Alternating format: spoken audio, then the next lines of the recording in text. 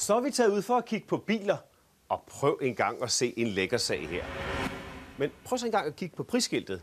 Knapt 1,5 million kroner, og så er den endda brugt. Jeg tager den alligevel.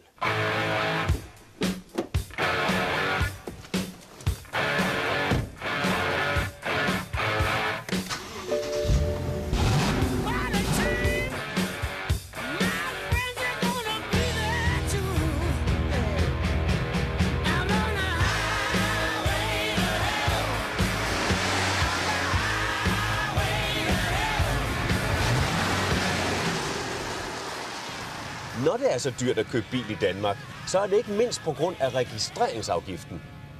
Derfor foreslog partiet Liberal Alliance tilbage i marts helt at afskaffe afgiften. Her forklarer partiets skatteordfører Ole Birk Olesen i P1-debat på DR2, hvorfor. Det er sådan, at bilisterne i Danmark de betaler sammenlagt ca. 43 milliarder kroner i forskellige skatter og afgifter. Om året? Om året, ja. Og det koster at vedligeholde og udbygge vejnettet, det er alene 10 milliarder kroner om året. Så der er altså en overbetaling på 33 milliarder kroner for bilisterne, som ryger direkte ned i statskassen. Men kan det passe, at når danske bilister har betalt alle afgifter, ja, så har de spyttet hele 33 milliarder kroner mere i statskassen, end staten har omkostninger ved, at der kører biler på vejene? Eller er det en overbetaling, der kræver en detektoroverhaling?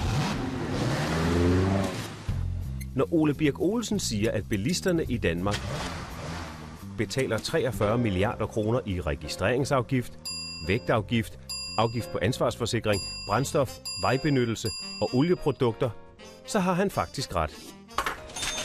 Det baserer han på de seneste tal fra statsregnskabet for 2010. Når han regner på statens udgifter ved bilisme, henviser han til omkostningerne til anlæg, drift og vedligeholdelse af veje i stat og kommuner i 2010. Og de ligger godt nok på omkring 10 milliarder kroner. Altså 33 milliarder mindre, end bilisterne betaler i afgifter. Men statens omkostninger slutter ikke nødvendigvis her. For små 2 måneder siden bad vi Transportministeriet regne på udgifterne ved at have biler kørende på de danske landeveje. Og de medregner også konsekvenserne af luftforurening, støj, klimaeffekter og uheld. Ministeriet skønner, at det koster samfundet små 10 milliarder kroner. Og det kan være rimeligt at regne med, for spørger man forsker i transportøkonomi ved DTU, Mogens Foskerau, så bliver det store regnestykke i hvert fald ikke retvisende, hvis man blot medregner vejarbejdet. Så mangler det statens omkostninger i forbindelse med luftforurening og støj og uheld, og desuden så mangler det de bredere samfundsmæssige omkostninger i velfærdsstaten, som ligger i, at man bliver syg eller dør. Derudover nævner Transportministeriet, at man også kan medregne det såkaldte befordringsfradrag.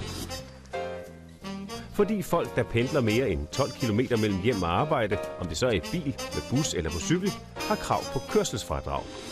Befordringsfradraget kostede i 2010 staten 4,3 milliarder kroner, og af dem, der fik skattefradrag, var omkring 80% bilister ifølge tal fra DTU. Altså kan der tilføjes yderligere 3,4 milliarder i regnskabet, og så ender bilismen med at koste godt 23 milliarder kroner. Det er dog lidt en gråzone, om man kan se befordringsfradraget som en omkostning ved bilisme eller ej. Der er der jo ikke rigtig nogen regler for. Det gives jo ikke specifikt, fordi man kører i bil. Det gives, fordi man har taget et arbejde, der ligger langt væk fra, hvor man bor. Så det har sådan set ikke noget med bilisme som sådan at gøre, men det er klart, at de fleste, der får det, de kører i bil. Og sådan kan man blive ved med at finde omkostninger for staten, men på samme måde kan man også regne på, hvad staten indirekte får ud af, at folk har biler. Fordi det at have en bil gør, at mange kan komme hurtigere på arbejde og er mere mobile i hverdagen. Det er jo nogle kæmpe regnestykker i virkeligheden. Så noget endeligt svar på, hvor meget bilisterne overbetaler staten, det kan Detektor ikke komme op med. Og så velkommen til dig, Ole Birk Olesen, skatteordfører i Liberal Alliance. Tak. Velkommen til Detektor. Tak. Hvorfor tager du i dit regnestykke ikke sådan noget som udgifter til bilulykker, sundhedsudgifter og den slags med? Det er fordi, det er et regnestykke, der bygger på de direkte udgifter, som er forbundet ved bilisme, og også de direkte indtægter, som er forbundet med det. Hvis man også skulle have haft det indirekte effekter for statskassen med, så... Men det er jo en udgift for statskassen. Altså, sundhedsudgifter i forbindelse med biluheld. Ja, det er en udgift for statskassen, men det er jo også en udgift for statskassen, hvis folk de styrter på cykel og så videre, på rulleskøjter. Det er også en udgift for statskassen. Hvis man skulle have det indirekte regnskab med, så skulle man også have haft alle goderne med. Og dem er der mange forbundet med ved bilisme, som den forsker, vi lige har set på fjernsynet, ikke tager med. Altså, min forventning er, at hvis der ikke var biler i Danmark, så ville vi have et bruttonationalprodukt, der var mindst 5% lavere end i dag. Og det ville betyde 45 milliarder kroner mindre i statskassen, og det regner forskeren slet ikke med. Men det forskeren siger, og det som de også siger i for eksempel Transportministeriet til os, det er, at hvis det regnestykke overhovedet skal give mening, så skal man have nogle af de eksterne omkostninger med. Jamen, måske også nogle af de eksterne indtægter. Men du har slet ikke nogen af de eksterne omkostninger eller indtægter med. Nej, så hvad kan man egentlig bruge dit regnestykke til? Det kan man bruge til at se, hvad er de direkte omkostninger, som er forbundet med, at folk kører bil, og hvad er de direkte indtægter for statskassen, der er forbundet med, at folk kører bil. Godt, jamen så lad os se, hvor tæt eller hvor langt vi er fra sandheden, når du siger, at der er en overbetaling for bilister til statskassen på 33 milliarder kroner. Er det sandt eller falsk? Det er sandt, at det er de direkte omkostninger og indtægter, som er på 33 milliarder kroner.